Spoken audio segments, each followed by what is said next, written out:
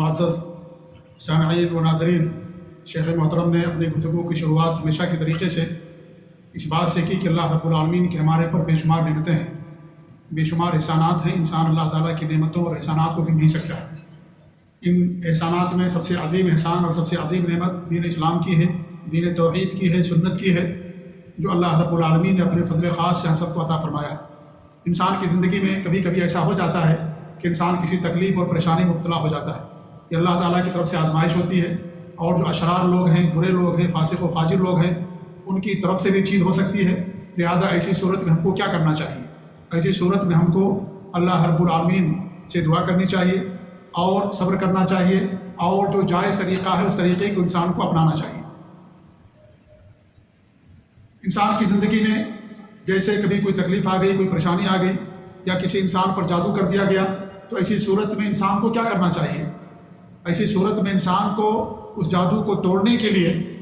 قرآن مجید اللہ رب العالمین نے نازل کیا ہے، ہمارے نبی صلی اللہ علیہ وسلم کی سنتیں ہیں، ان کو اپنا کر کے، ان کو پڑھ کر کے انسان اپنے اوپر دم کر لے، اللہ رب العالمین جادو کے اثر کو ظاہر کر دیتا ہے۔ قرآن میں اللہ نے شفا رکھا ہے، قرآن مومنوں کے لیے رحمت ہے، ہدایت کا سرچشمہ ہے، اس کو انسان پڑھے۔ سورۃ الفاتحہ، سورہ فلق، سورہ ناس، سورہ اخلاص، آیت الکرسی، سورہ بقرہ کی آخری دونوں آیتیں، اس طریقے سے اور دیگر آیات اور صورتیں ہیں، انسان ان کی تلاوت کرے۔ ہمارے نبی صلی اللہ علیہ وسلم سے جو اذکار اور دعائیں آتی، انسان ان کو پڑھے، اپنے اوپر دم کر لے، پھونک لے، یا جس کے اوپر جادو کر دیا گیا ہے اس کے اوپر پڑھ کر کے پھونک دے۔ اس کے ذریعے سے اللہ تعالیٰ جادو کو ختم کرتا ہے، کیونکہ جادو شیطان کے ذریعے سے ہوتا ہے، اور شیطان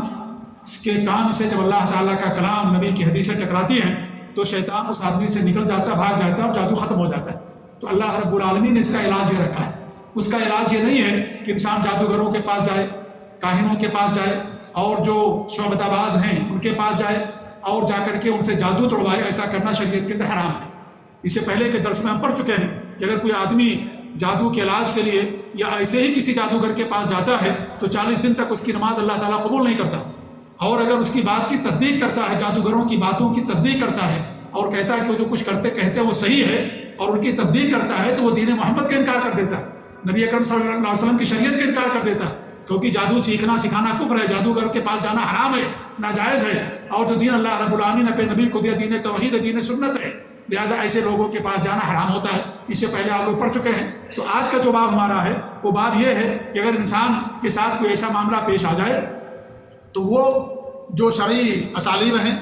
اور جو شرعی طریقہ ہے ان کے ذریعے سے انسان کا علاج کرے۔ حرام چیزوں میں اللہ رب العالمین نے شفا نہیں رکھا کہ انسان حرام چیز کے ذریعے سے اپنا علاج کرائے، نہیں،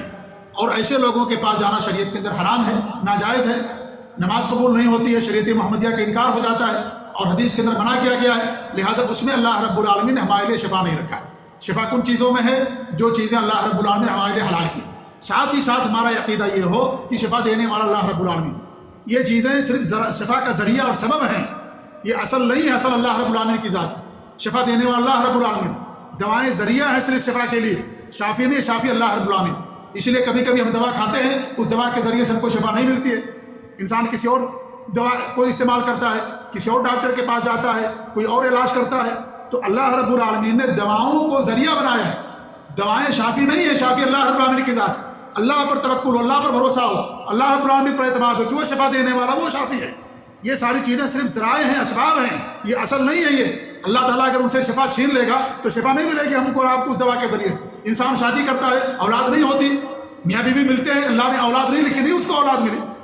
کیونکہ دینے والا اللہ رب العالمین، اللہ اولاد دینے والا، اللہ شفا دینے والا۔ لہذا ہمارا عقیدہ اللہ کی ذات پر ہو کہ اللہ تعالیٰ پر توکل بھروسہ ہو کہ یہ صرف ذرائع و اسباب ہیں، ان کے ذریعے سے ہمیں شفا ملتی ہے، لیکن شفا دینے والا اللہ رب العالمین ہے۔ یہ انسان کا عقیدہ ہونا ضروری ہے، کیونکہ اللہ تعالیٰ ہی شفا دینے والا۔ یہ نہیں کہ بھئی ہمیں دوا سے ہم کو دوا نے شفا دیا، اللہ تعالیٰ کو انسان بھول جائے۔ انسان کو یہ کہنا چاہیے کہ اللہ کے فضل سے، اس کے احسان سے اللہ رب العالمین نے اس دوا کے ذریعے سے ہمیں شفا دیا۔ یہ اصل توحید ہے میرے بھائیوں۔ انسان کو یہ کہنا چاہیے کہ اس دوا کے ذریعے اللہ رب العالمین نے ہمیں شفا دی،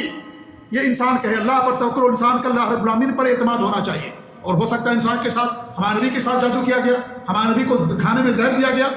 یہ حدیثیں آپ پڑھ چکے ہیں، معلوم ہے، صحیح بخاری کی روایت ہے کہ ہمارے نبی پر جادو کیا گیا، اگرچہ اس کا اثر دعوت میں نہیں ہوا، دین میں نہیں ہوا، لیکن ہمارے نبی پر بھی جادو کیا گیا، اس کا اثر ہوا، ہمارے نبی کو زہر دیا گیا۔ خیبر کے موقع پر ایک عورت نے کھانے کے اندر زہر ملا دیا، ہمارے نبی اس کا اثر محسوس کرتے رہے، تو انسان کے ساتھ ہو سکتا ہے، آزمائش بھی ہو سکتی ہے، لہذا انسان وہ طریقہ اپنائے جو طریقہ شریعت نے حرام قرار دیا ہے، وہ طریقہ نہ اپنائے ان چیزوں کو دور کرنے کے لیے شریعت کے اندر حرام ہے، جیسے کسی جادوگر کے پاس جانا یا حرام چیزوں سے جا کر کے انسان ان کو استعمال کرے اور توحید کو چھوڑ دے، سنت کو چھوڑ دے، بدعات اور خرافات کے ارتکاب کرنے لگے، ان چیزوں میں اللہ رب العالمین نے ہمارے لیے شفا نہیں رکھی ہے۔ شیخ محترم نے آخر میں بہت پیاری دعائیں کی کہ اللہ رب العالمین ہم سب کے حفاظت فرمائے، اللہ تعالیٰ ہم سب کو شفا دے اور عافیت کے اندر رکھے، اور جو اس بیماری کسی بیماری کے اندر مبتلا ہے اللہ رب العالمین ان کو شفا اور عافیت نصیب فرمائے، آمین۔ وصلی اللہ علی محمد وعلی آلہ وصحبہ